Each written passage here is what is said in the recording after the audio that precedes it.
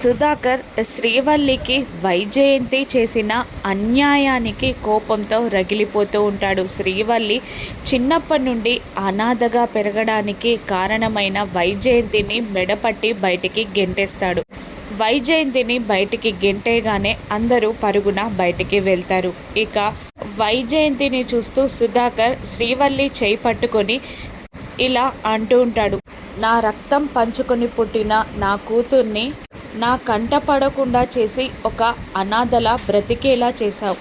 ఈ ఇంట్లో మహారాణిగా పెరగాల్సిన నా కూతుర్ని ఎవరూ లేని అనాథలా పెరిగేలా చేశావు అని వైజయంతిని ఈసడించుకుంటూ కౌశికి వైపు చూస్తూ, అమ్మ కౌశికి, ఇది నా కూతురికి చేసిన అన్యాయానికి ఇంటి నుండి గెంటేస్తే సరిపోదు అని అంటూ పరుగున లోపలికి వెళ్తాడు సుధాకర్.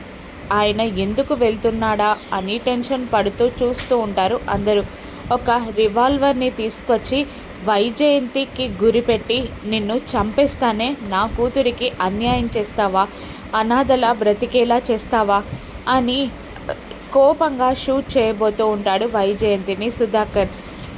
అందరూ టెన్షన్ పడుతూ ఉండగా జగదాత్రి సుధాకర్ దగ్గరికి వచ్చి, మామయ్య గారు వద్దు, కోపంలో ఇలా చెయ్యకండి అని అంటూ ఉండగా, నన్ను కాల్చొద్దయ్యా అని వైజయంతి వేడుకుంటూ ఉండగా కేదార్ సుధాకర్ దగ్గరికి వచ్చి, వద్దు నాన్న, నువ్వు పిన్నిని చంపి హంతకుడివి కావద్దు అని వేడుకుంటూ ఉంటాడు. కానీ సుధాకర్ ఎవరు చెప్పిన మాటలని వినే పొజిషన్లో లేక షూట్ చేస్తాడు.